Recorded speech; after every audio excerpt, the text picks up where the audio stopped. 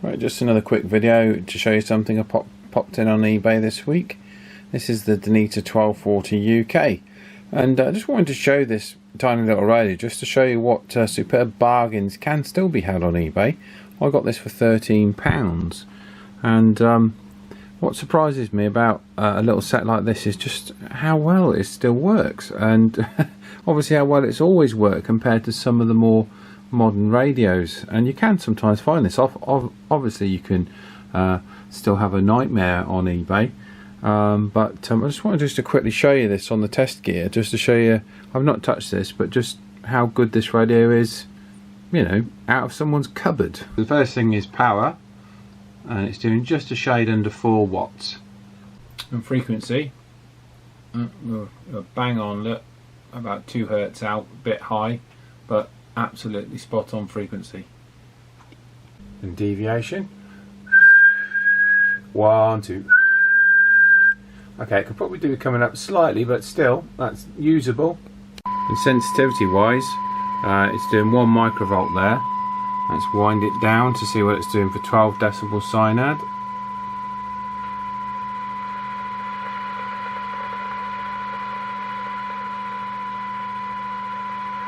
And for 12, it's doing 0.25 of a microvolt, which is better than lots of brand new radios, a lot better.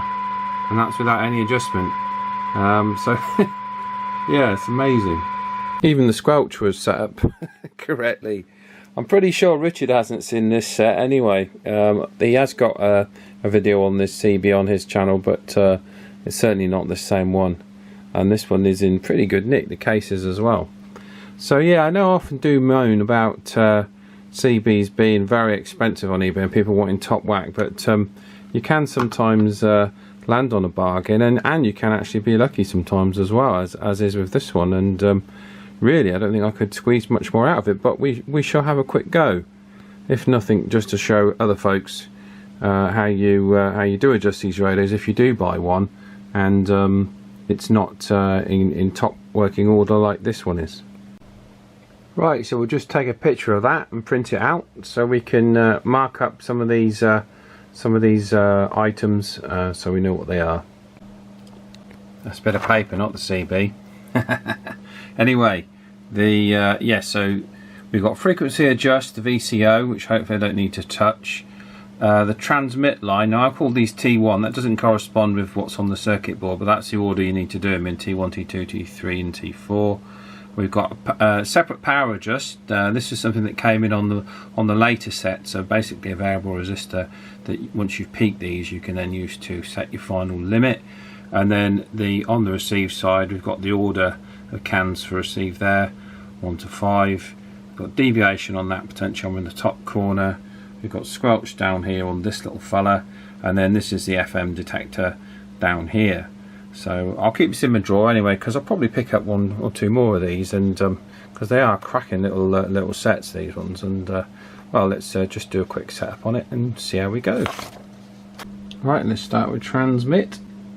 There you go, quite nothing much coming up off of the first transformer there.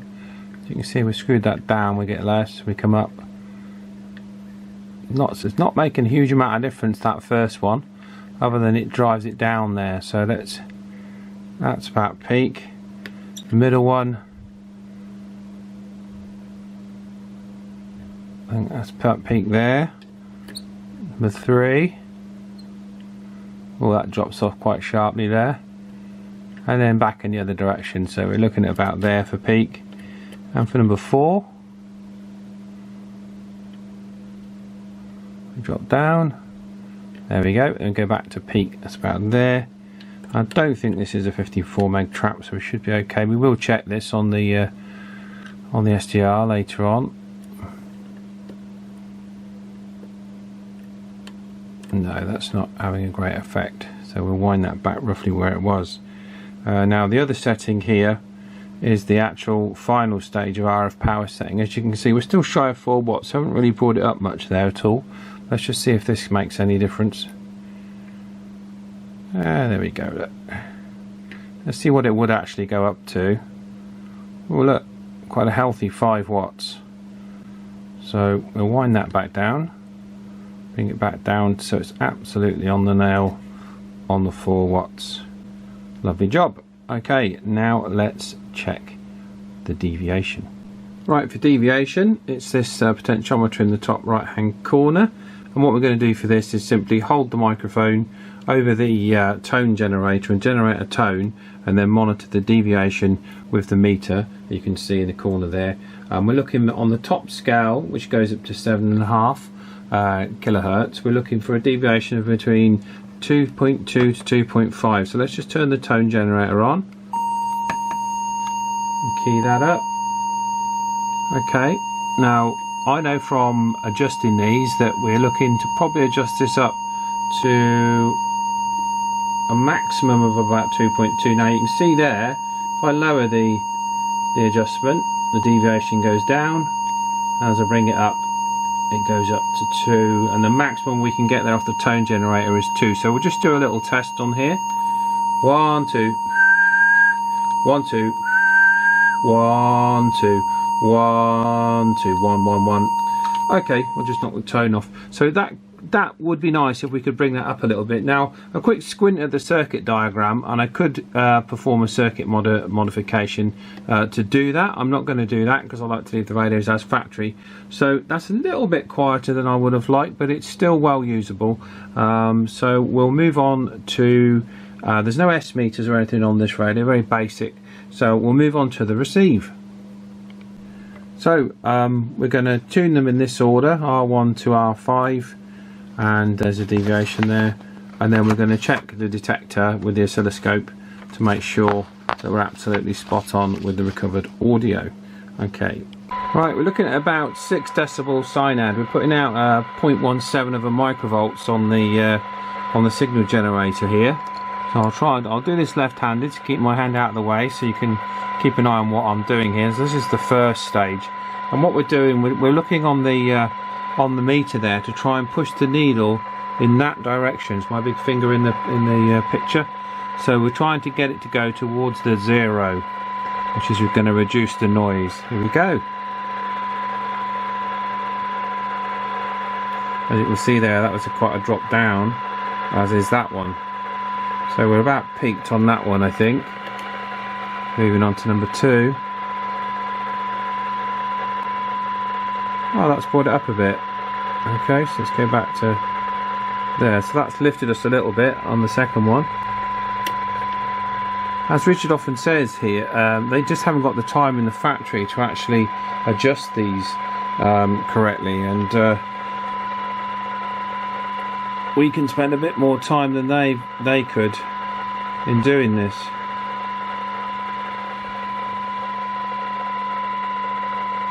Let's swing that one all the way back there and bring it back up. Okay. Like I say, I don't think we're going to improve this much because it's already very sensitive, and if you haven't got the tools and you don't know what you're doing, you can make things worse. I mean, not dramatically worse. I mean, you can actually hear a lot of the difference if you listen to the signal as I adjust these out. I'll just show you with this one possibly. Oh no, probably need a bit more of a signal on with this one. Let's just up the signal. Right. No, that one isn't making a huge effect. So sometimes with these inductors you'll get ones that don't cause a huge effect. But what we will do is we'll go through that one again, and we'll just, with the bigger signal, with more of a signal on, what we'll do is just see if we can get a little bit more. Now you'll hear that click.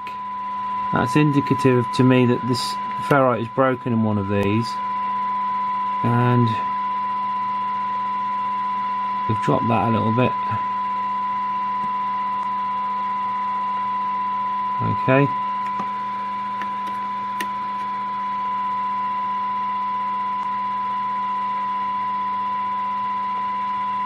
That's about at peak.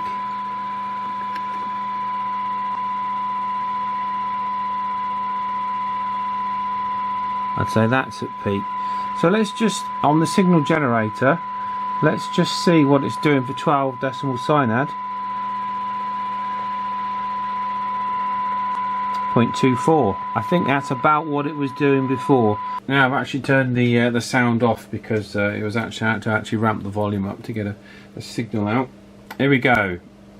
Okay, so this is the detector adjust here, and what we're looking for on the scope is to peak that waveform on the scope there, and as you can see there, we're dropping it and we're looking for maximum. So as we turn this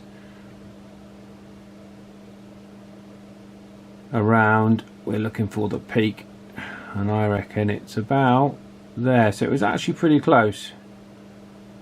The recovered audio on this doesn't sound the best. I've heard a lot better, but it's certainly very sensitive on receive. So we've peaked that, and we're doing 0.24 microvolts. Now the only thing left to do now is the squelch, because there's no meter on this, so it's very straightforward.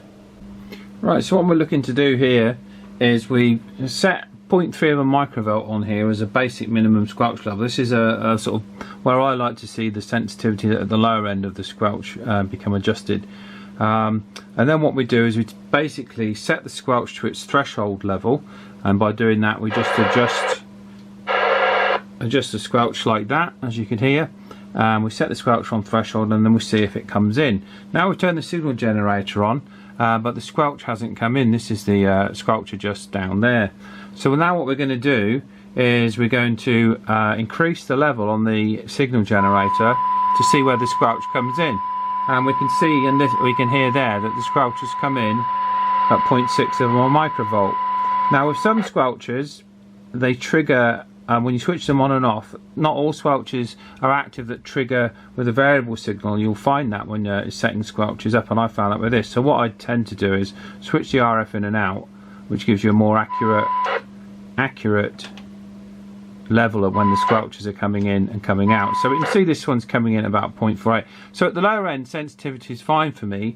So let's just check what it is at the upper end, and to do that we pop in a signal of 100 microvolts on the signal generator, and then we turn the squelch up to its maximum setting. Now this radio is upside down. Let's make sure I'm getting the squelch setting. There we go. We've adjusted the radio, so now it's maximum, and what we want is the squelch to open at 100 microvolts, which it is doing, and then we just need to check at when it's dropping off, and I reckon anything above 60 is okay, but you can see that's a little bit, it's coming in at 50 microvolts, so we'll try adjusting that to see if we can get that to its sweet spot. So we'll set it back up at 100 microvolts, and then we'll adjust the squelch so it just comes in at 100 microvolts. Now this may or may not be doable, but we're going to find out.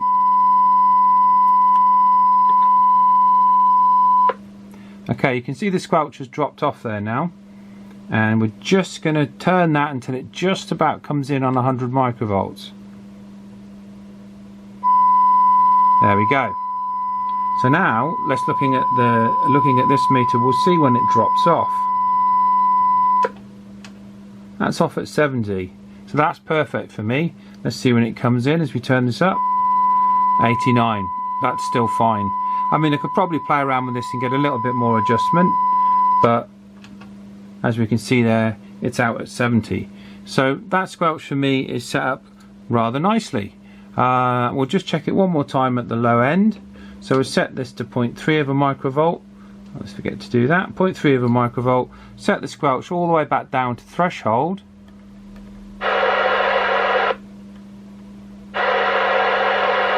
There we go, and then turn it on, and the squelch comes in 0.54, and it leaves at 0.3. Okay, so that has affected the lower end of the squelch. There isn't two settings. On some radios you actually will get two settings, a low and a high, such as the Binatone Route 66. So whenever you adjust the squelch for the top end, you will always move the bottom end if you've only got just the one control. Yeah, that's still sensitive enough for me. So I suppose all we need to do now really is, now it's fully adjusted, is just throw the cans on top of it and see if we can raise anybody to do a radio check. Mick's not around today for testing, he's away on holiday, and so we'll perhaps have a little try a little bit later on. We'll put one more shout out and see if anyone comes back. 1919 for a rig check. Anyone give me a radio check, please? Radio check, received you. Excellent, excellent. So I'm across the other side of Banbury. Don't normally hear anyone on, so I do appreciate that. Whereabouts are you there, Brake? I'm just in Great Bolton, about 3 miles north. Ah, just in Great Bolton, about 3 miles north. Okay, yeah, well, you're a good signal with me. I'm just doing a little test on an old Danita 1240. I've just aligned it. I'm just doing a little bit of a test, so it's really great to hear someone on the channel there. Go ahead. Yeah, I don't go on often. It is quiet though. Yeah, it is quite quiet, but I do monitor, and we come on every now and then. It's a little bit of fun. The name is Paul, and I'm like I say, I'm just on the Warwick Road there, on the north side of Banbury, just doing a little bit of testing. But okay, thanks ever so much for coming back. I won't hold it with you, and lovely to hear somebody on. Thanks very much. Okay, cheers then, Paul. Bye. There we go. Crikey, we actually heard somebody on. So yeah, that's the Danita 1240. A really good little set, and just goes to show that it's not all junk on eBay, and you know, and this was a bargain at 13 quid. Didn't really need a great deal doing to it. So anyway, on to the next one. We've got plenty more to come. Right, I hope you've enjoyed this one. If you have been, thanks ever so much for watching. We'll catch you on the next one.